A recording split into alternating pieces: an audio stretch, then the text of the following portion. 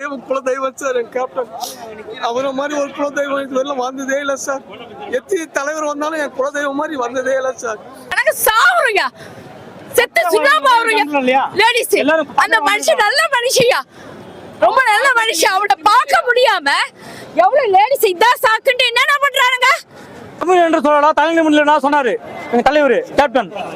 அவர் என்னைக்குமே சரி, இன்னைக்கு எங்களை விட்டு மறைஞ்சாலும் என்னைக்குமே எங்க நினைவை விட்டு அவர்கிட்ட போயிட்டு சொல்லணும், என் பேரும் பிரேமலதா தான், என்ன பிடிக்குமா உங்களுக்குன்னு கேட்கணும்னு ஒரு ஆசை எனக்கு அவர்கிட்ட. 10 20 100 கையில கொடுத்து அனுப்புற தேவன் அவரை கிண்டல் பண்ணி யூடியூப்ல போறீங்களே, உங்களுக்கு மனசாட்சி இல்லையா? என் பேரும் பிரேமலதா தான். எனக்கு ஸ்கூல் படிக்கும் போதுலேருந்தே நான் ஸ்கூல்ல கூட பசங்கிட்டலாம் சொல்லிட்டு இருப்பேன்.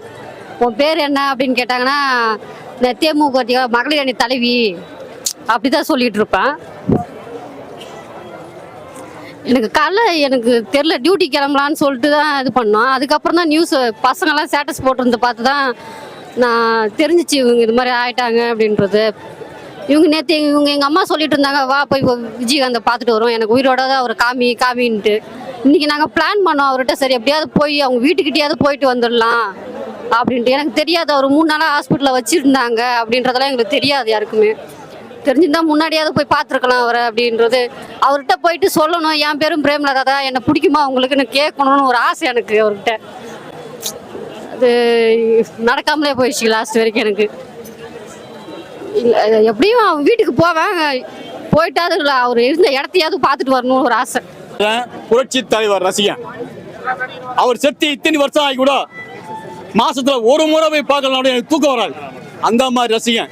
அதுக்கு அடுத்த வாரிசு யார் தெரியுமா? ஒரு விஜயகாந்த். எம்ஜிஆருக்கு அடுத்த வாரிசு விஜயகாந்த். ஏன்னா புரட்சி தலைவர் வந்தவன வயதால சோறு போடுவார், அப்புறம் கையில பணத்தை கொடுத்து அனுப்பாரு. அதே மாதிரி ஒரு தெய்வம் இவர்.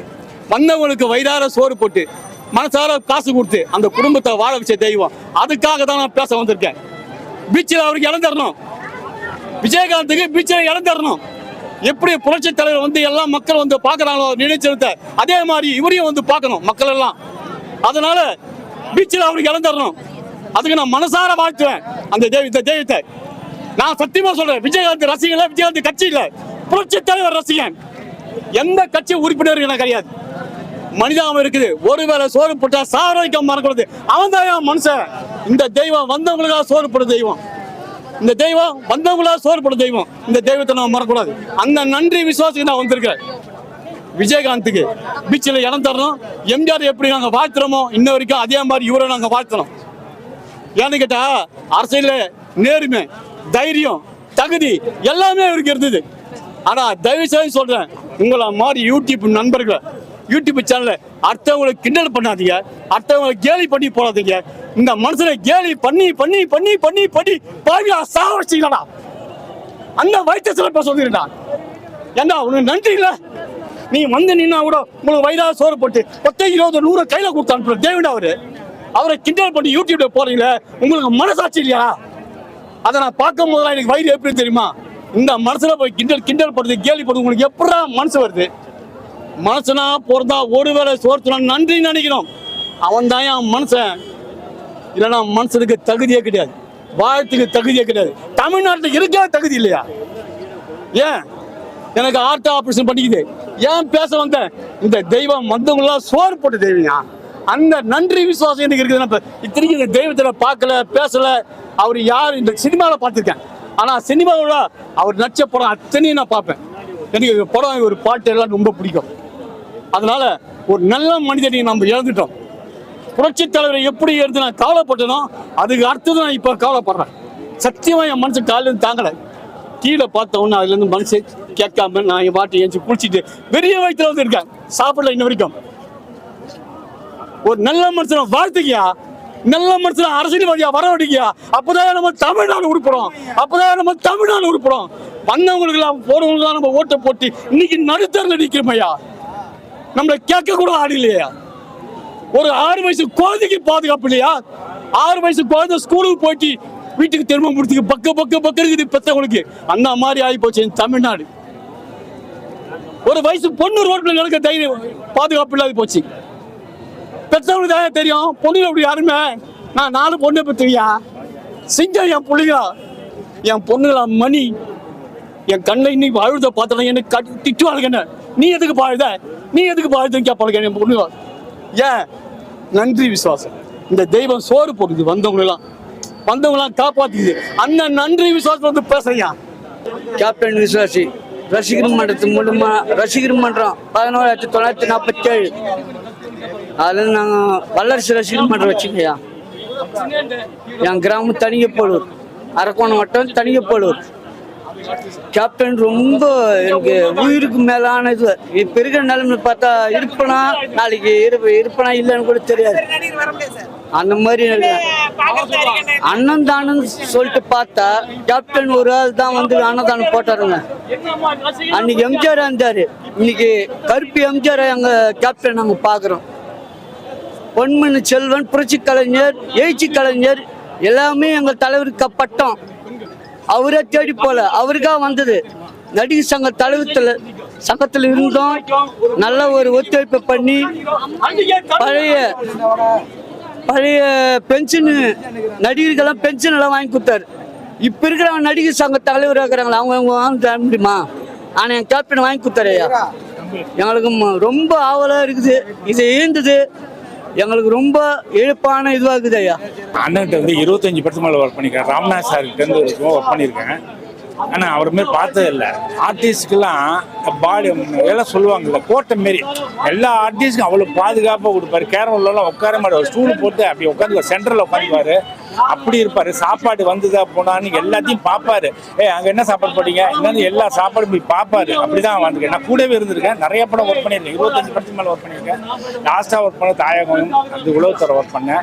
அதுக்கப்புறம் ராவுத்தர் பிலிம்ஸ்லாம் இருந்தேன் நான் முக்கால்வாசி. ஏன்னா அவர் மீது மனிதனும் தெய்வமாகலாம்னு சொல்லலாம். அது அவருக்கு தான் பொருந்த எனக்கு. ஏன்னா அவரை பற்றி சொல்றது நிறைய இருக்கு, கதை நிறைய இருக்கு. சொல்றதுக்கு அளவு இல்லை. அள்ளி கொடுப்பாரு, கிள்ளி கொடுத்ததே இல்லை. எனக்கு தெரிஞ்ச வரைக்கும் ஊட்டி போனாக்கா அங்கே போய் ஃபர்ஸ்ட் ஷூட்டிங் தானே எல்லாம் போவாங்க. இவர் ஷூட்டிங் போக மாட்டேன். ஹாஸ்பிட்டலா ஏறுவாரு. ஏறி போய் அங்கே பிள்ளைங்களுக்குலாம் பார்ப்பாரு. பார்த்துட்டு டே 10 கட்டில் வாங்கி கொடுறான், டே கம்பளி போர் வாங்குறான் அப்படின்னு டிவி பெருசா வாங்கி சென்டர்ல வந்து பிக்ஸ் பண்ணி கொடுத்துட்டு எல்லாரும் கம்பளி போர் கொடுத்துட்டு வருவாரு. ஊட்டியில் கொடைக்கானல்லாம் போனா, ஷூட்டிங் போனா, பொள்ளாச்சி போனாலும் அப்படித்தான். எங்க போனாலும் இந்த தர்மம் செய்யறது ஒன்றே அவர் விடவே இல்லை. கடைசி வரைக்கும் உள்ள அது வந்து பேர் பொருளாக செய்யல. அவரு அதாவது சில பேருக்கு பாடியில பிறந்திருக்கணும், வளர்ந்துருக்கணும். அவருக்கு தான் முடியும். அது சொல்லி வேற ஒண்ணுமே கிடையாது. நன்றி. தமிழ் என்று சொல்லலாம், தலைநிமிடா சொன்னாரு எங்க தலைவர் கேப்டன். அவர் என்னைக்குமே சரி, இன்னைக்கு எங்களை விட்டு மறைஞ்சாலும் என்னைக்குமே எங்க நினைவை விட்டு மறக்கக்கூடியாத ஒரு விஷயம் அவரு கேப்டன் விஜயகாந்த். புரட்சி கலைஞர் விஜயகாந்த் எங்களை உயிரை விட்டு என்னைக்குமே மறையக்கூடியாத ஒரு விஷயம் அவரு கேப்டன் விஜயகாந்த். பரதன் படத்துல வந்து தீவிர ரசிகர். பட்டூர்ல புரட்சி கலைஞர் விஜயகாந்த் ரசிகர் நட்பணி மன்றம் திறந்தவர் ராஜேந்திரன். ஜனங்க சாவுறீங்க, செத்து சுண்ணாம்பு லேடிஸ். அந்த மனுஷன் நல்ல மனுஷியா, ரொம்ப நல்ல மனுஷன். அவட பார்க்க முடியாம எவ்வளவு லேடிஸ் இதான் சாக்குன்ட்டு என்னென்ன பண்றானுங்க. இந்த சிஎம் போய் சொல்லுங்க, சிஎம் கிட்ட.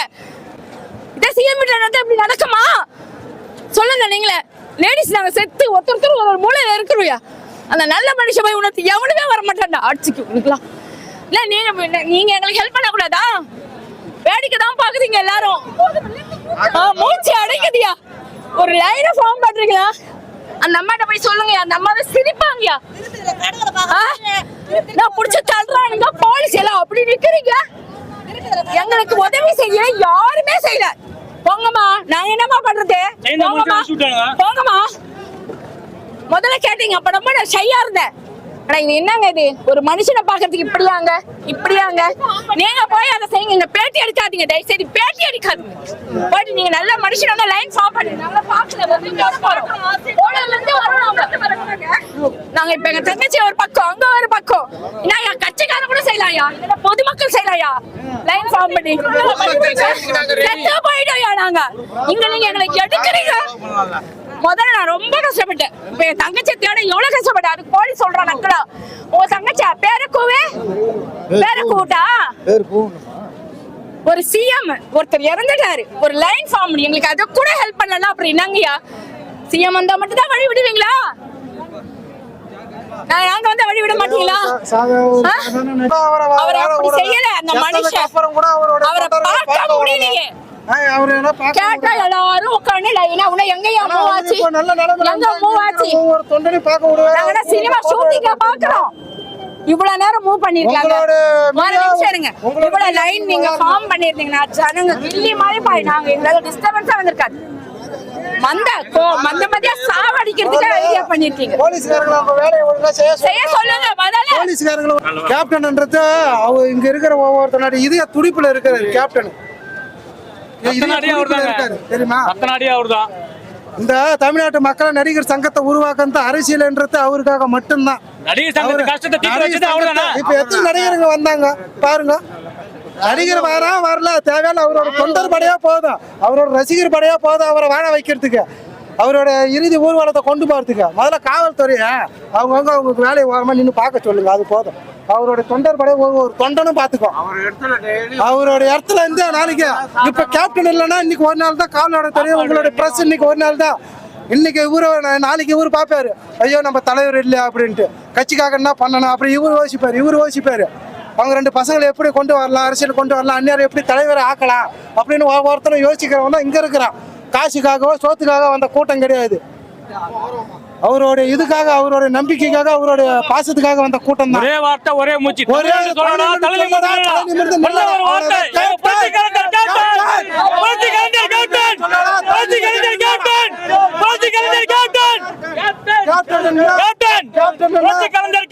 ஒரு வார்த்தை எங்கெல்லாம் எல்லாருமே அவர் திரும்ப சொல்லிட்டு, அராஜகத்துக்கு போவாதீங்க, அநீதிக்கு போவாதீங்க, அநீதிக்கு போவாதீங்க, அநீதிக்கு மக்களை நல்ல வழிக்கு நீங்க கொண்டு போவாங்க அப்படிதான் சொல்லுங்க. இது வரைக்கும் எல்லா பண்ணனும் அப்படிதான் பாத்துருக்கேன். அவரதான் சிறந்த குடிமகன் எந்த நடிகர் சூப்பர் ஸ்டார் வாங்கினாரா, பத்மஸ்ரீ கமலஹாசன் வாங்கினாரா, இளைய தளபதி வாங்கினாரா, தலை வாங்கினாரா, யாரு நடிகர் தான். சிறந்த குடிமகன் என்ற வாங்கின நல்ல விருதை வாங்கினவர் அவர் மட்டும்தான். குஜராத்ல ஒரு போக பண்ணாலும் முதல் நிதி உதவி கொடுக்கறது அவர் மட்டும்தான். எங்க கேப்டன் இங்க இருக்கிற அத்தனை கடையோட தொண்டனும் கேப்டனுக்காக மட்டும்தான். தலைவர்னா யாருன்னு கேட்டா கேப்டன். எல்லாமே அவரு எல்லாமே எனக்கு பார்த்தார். தண்ணி வெள்ளத்துல இருந்து சோறு போடுறதுல இருந்து அவரு பார்த்தாரு எனக்கு. சரிங்களா? பாரித்தேரு நம்மளோட வீடு, பாரித்தேரு சோளமேடு. கேப்டன் கோபி அவரு அதுல ஒரு இதுவா இருக்காரு. கேப்டன் அவரு இதுவா இருக்காரு, ஆபீஸ்ல இருக்காரு. அவரு கோபிநாதன், பாரித்தேரு சோளமேடு. கோபிநாதன் சோறு போட்டது அவரு தான். கேப்டன் தான் எல்லாமே பண்ணாரு. இன்னைக்கு எனக்கு ஒரு வண்டி வசதி பண்ணி தரேன்னு சொல்லிடுறாரு. நான் ஓப்பனாக சொல்லுவேன். ஆனால் அவர் ரொம்ப எனக்கு மனசு கஷ்டமா இருக்குது. எனக்கு உண்மை அதான். எனக்கு ரொம்ப காலிலேருந்து அழுதுட்டு இருக்கேன் நான். எனக்கு ரொம்ப கஷ்டமாயிடுச்சு. எனக்கு என்ன ஒரு விஷயமா தான் சார், சாப்பாட்டு விஷயத்துல வந்து சாப்பிட்டு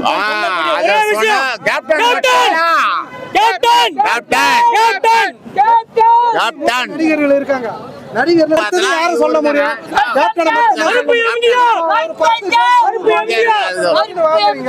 அந்த 100 கோடி வாங்கி இல்லாத படம் எத்தனை பேர் இருக்காங்கல்ல, அவங்களுக்கு நல்லது பண்ணி இருக்கலாம், சாப்பாடு போட்டு இருக்கலாம்ல.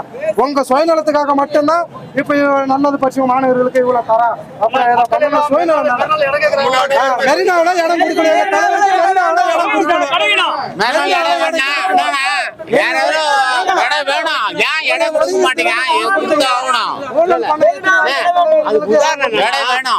அவரோட மனித நேயம் மட்டும்தான். 1984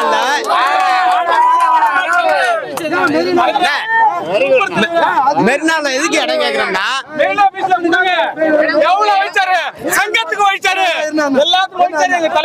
ஊழல் பண்ண அத்தனை அரசியல் தலைவர்களுக்கு இடம் கொடுத்தீங்க. நடிகர் சங்கத்துக்காக எதுவுமே இது பண்ணுவீங்க. மக்களுக்காக உழைச்சு, மக்களுக்காக படம் நடிச்சு 155 படத்துல எல்லா பணத்தையும் மக்களுக்காக செஞ்சாரு. அந்த மனுஷனுக்கு இடத்துல கொடுக்கறதுக்குன்னா யாரோட இடம் அது? பொதுமக்களோட இடம் தானே. எந்த மனுஷன் கொடுக்க மாட்டேன்னு சொல்லுவான்.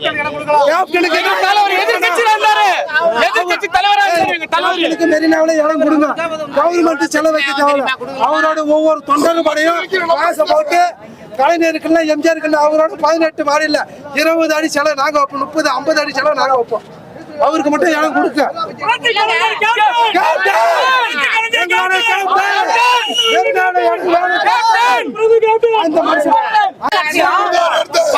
வந்து எவனும் இடம் கொடுக்கல தமிழ்நாட்டுல. எங்க கேப்டன் மட்டும் தான் கொடுத்தாரு. 4 தான் கொடுத்தாரு. 2 பேரும் எல்லாரும் யோசிச்சுட்டு இருக்காங்க. ஆளுங்கட்சியும் யோசிக்குது, எதிர்கட்சியும் யோசிக்குது. ஆனா இவரு யோசிக்கவே இல்லைங்க. யோசிக்காம தன்னோட தானம் பண்ணாருங்க. அவரோட இடத்தையே தானம் பண்ணாருங்க. ஏங்க எங்கெல்லாம் புதைக்கிறீங்க? என் இடத்துல வந்து புதைங்க. ஏங்க தமிழ்நாட்டுல சண்டை போட்டுக்கிறீங்க? என் இடத்துல வந்து புதைங்கன்னு சொல்லி ஒரே சொன்ன தலைவர் அவர் தாங்க. அவருக்கு கண்டிப்பா இந்த ஒரு வார்த்தைக்கு, இந்த ஒரு தான தர்மத்துக்கு நீங்க பீச்ல இடம் கொடுக்கணுங்க. கண்டிப்பா நாளைக்கு அரசு விடுமுறை கொடுக்கணுங்க.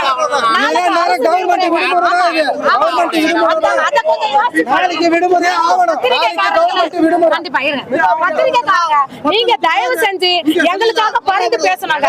ஏன்னா இப்படிப்பட்ட ஒரு நல்லவர் இருங்க கொஞ்சம் ஒரு நிமிஷம். இப்படிப்பட்ட ஆமா வந்தாரை வாழ வைக்கும் தமிழ்நாடு சென்னைன்னு சொல்றத விட வந்தாரை வாழ வைக்கும் கேப்டன் தான் சொல்றாரு. நான் 28 வருஷமா ஜூனியர் ஆர்டிஸ்டா இருக்கேன். சார் வந்து எனக்கு நிறைய பண்ணியிருக்காங்க. எங்கள் இது துணை நடிகர்களுக்கு, கட்சிக்காரங்களுக்கும் நிறைய பண்ணியிருக்காரு. எதிர்கட்சி தலைவராக இருந்தார். இன்னைக்கு வரைக்கும் அவர் நல்லபடியாக இருந்திருந்தா முதல்வராக இருந்திருப்பார்.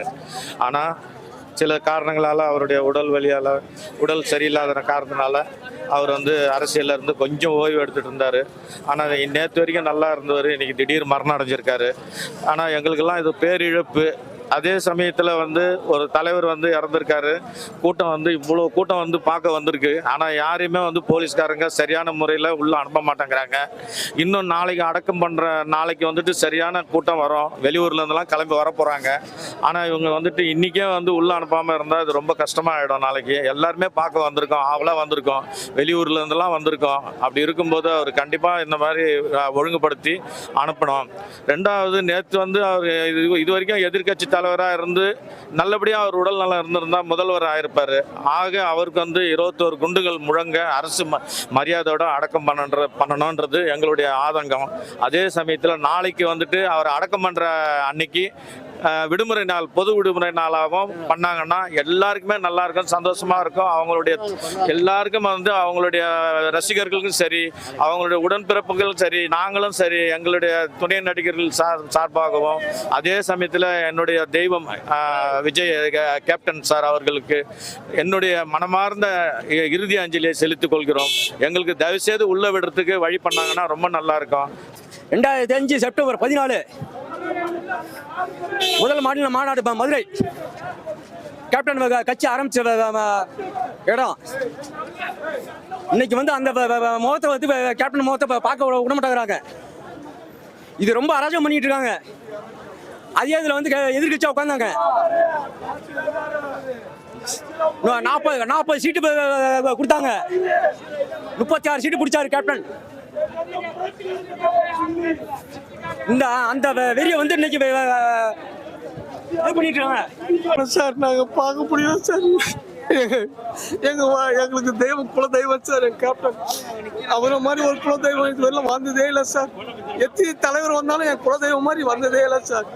நீங்க தான் சார் வழி ரெடி பண்ணி எங்களுக்கு விடணும் சார். நாங்கள் பார்க்குற மாதிரி ஒரு வழி விட்டுமா போதும் சார். எங்களுக்கு எதுவும் வேணாம் சார். எங்கள் குல தெய்வத்தை பார்த்தா போதும் சார். நாங்கள் 30-40 வருஷமா என் குலதெய்வத்தை வேண்டின்னு போதும் சார். அதுதான் சார் எங்களுக்கு முக்கியம்.